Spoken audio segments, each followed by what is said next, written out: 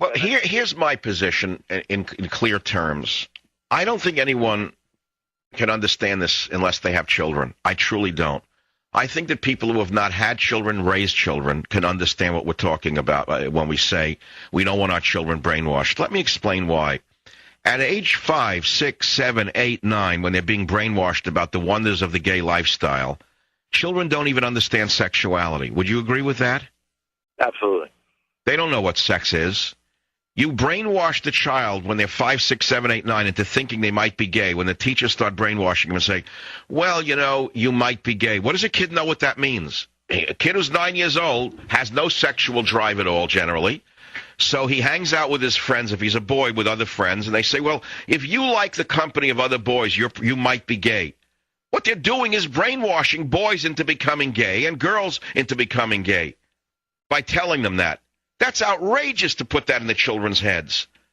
And you don't understand this until you have children, that you don't want your children to be taken upon by this movement that is brainwashing them, particularly when they're pre-sexual, with sexual ideas. This is a very important point. I wouldn't want the children to be taught about sexuality at all when they're 5, 6, 7, 8, or 9, for example, let alone homosexual choices. How can they make a choice when they don't even know what they are?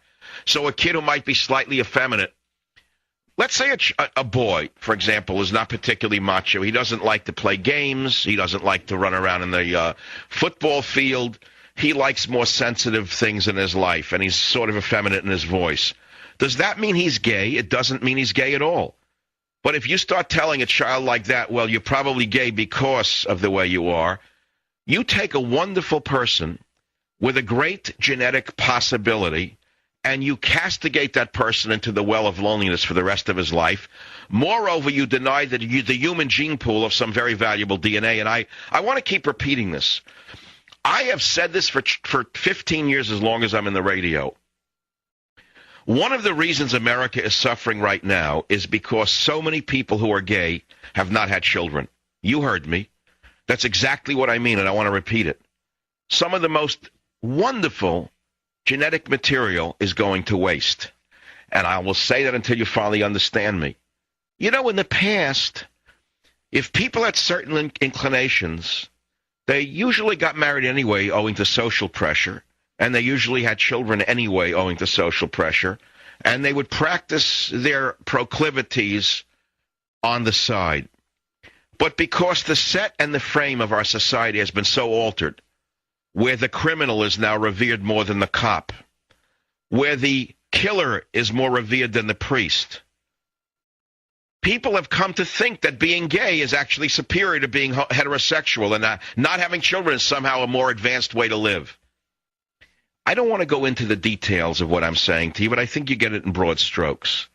And I'll just repeat my main point, is that so many thousands, if not millions, of people who are openly practicing the gay lifestyle and who have condemned themselves to not have children and who have cut off their DNA from the human pool have so denied humanity in so many ways. And I want to say that until you finally understand, it's a loss, in other words. It's a tragic loss to our society and to other societies. And for that reason alone, I would discourage so-called homosexual marriage. And I think I've made a very able point, and I think I made a point in a way that can be taken only in one way, which is a positive way. That's how I see this. I'm going to diverge and digress for a moment. One of my favorite books that saved me was called The Importance of Living by Lin Yutang. If you've been listening to my show for 15 years or some part of it, I told a story once that when I was 18 years old, I found this book in a friend's his father's library. And I started reading it, and I was going through my sufferings of young worth, a period of, woe is me, what's life all about? And there was a chapter in there by Lin Yutang called The Chinese Family Ideal that put me straight and put me on the right road. And it was about the Chinese family ideal, and it's so beautiful that I think I'm going to read pieces for you. He writes, it's a well-known fact that Chinese society and Chinese life are organized on the basis of the family system. This system determines and colors the entire Chinese pattern of life. Whence came the family ideal of life? And he goes on and he answers. He said, with its tremendous emphasis on the husband-wife relationship as the foundation of all human relationships, on filial piety toward parents, annual visits to ancestral graves, ancestor worship, and the institution of the ancestral hall. And he goes into Chinese ancestor worship, which we're not here to discuss. But he talks about man and woman in an interesting way. And he says God took a handful of mud, molded it into human shape, and breathed into its nostrils a breath, and there was Adam. But Adam began to crack and fall to pieces. And so he took some water, and with the water he molded the clay. And this water which entered into Adam's being was called Eve. And only in having Eve in his being was Adam's life complete. At least that seems to me to be the symbolic significance of marriage. Woman is water and man is clay, and water permeates and molds the clay. And the clay holds the water and gives it substance, in which water moves and lives and has its full being. He then talks about midlife between a man and a woman. Madame Quan, wife of the great Yuan painter Zhao Mengfu, and she herself was a painter. But in the middle of their lives together, his attraction to his wife began to diminish. And he was thinking of taking a mistress. And his wife of many years, Madame Quan, wrote the following poem, which touched his heart and changed his mind.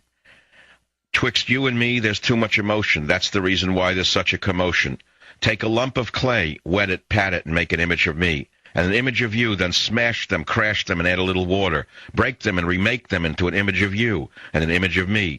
Then in my clay there's a little of you, and in your clay there's a little of me, and nothing ever shall us sever. Living will sleep in the same quilt, and dead will be buried together."